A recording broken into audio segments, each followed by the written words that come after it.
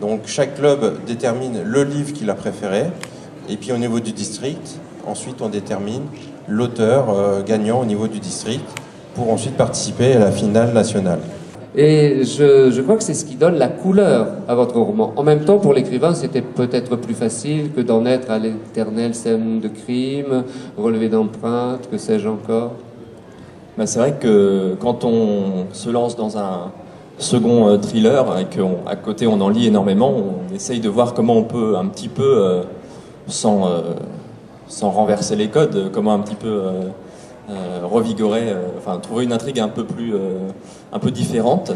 Et l'intérêt là, c'était que les disparitions qui avaient lieu dans la ville permettaient de faire un tableau assez complet des rapports entre les personnages, en allant du côté de la mairie, en allant du côté de la police, en allant du côté de la presse.